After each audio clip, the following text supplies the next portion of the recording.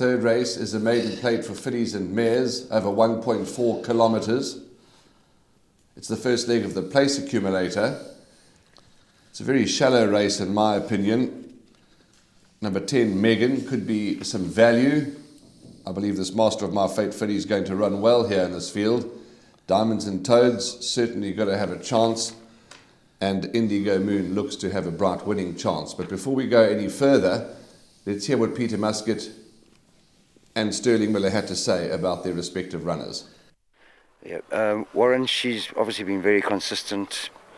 A touch unlucky at her last two. Penultimate start, there was a loose horse in the race which held her up, and she got going late and just got touched off. And then at her last start, they just went a tick too quick for her early on. She found herself probably a pair further back than anticipated, but did run on strong in the 6 furlongs. Steps up to the 1400 on Sunday. She has a good draw, fortunately, and she certainly is a big runner based on her current form. She is super consistent. This is actually her first run at Scottsville, I think out of her 12 starts. Maybe she prefers the long straight. She's by no means a good thing, possibly a good place bet, and include in all quartets and trifectas. Okay, two interesting and encouraging interviews. When I looked at this race, I thought, yeah, there's not too many of them that are going to set the world alight, with no disrespect to anybody. Megan, my value in the race. Diamonds and Toads, big runner. But I think Indigo Moon's now going to put it right, put those seconds to bed.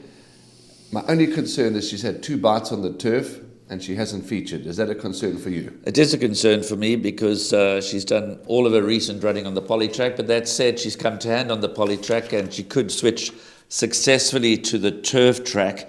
It's a tough race. There are many with chances. Even the official handicappers ratings have got it very close. Global Appeal and Indigo Moon with race ratings of 65, Backstop 64, Diamonds and Toads 62, Ruby Sky 61. So you can throw a blanket over them. My first choice and my suggested place accumulator banker is number 8, Global Appeal. Has had some form on the turf, has had 4 starts on the turf for 3 placings, so that's a little bit more encouraging as far as the turf record is concerned than number 5, Indigo Moon. Diamonds and Toads, obviously you heard from Sterling there, has done all of its racing at Hollywood Bets Gravel. Backstop, plenty of scope for improvement. Ruby Sky and Blanchetta also coming to the race with form but with poor draws. And you obviously like number 10, Megan, obviously on very best form, was second to Princess Anastasia a while back, but that was down the straight over 1,200 metres. She also has to have a bit of a chance. So it's a very competitive race, many with chances. I'm going to stick my neck out and suggest that number 8, Global Appeal, should find her way into the first 3 as a place accumulator banker. But it's not cut and dried. It's very competitive. Hard to nail your colours to the mast as far as an outright selection and a positive win bet is concerned. That's race 3, the first leg of the place accumulator. Next up, we start with feature race action.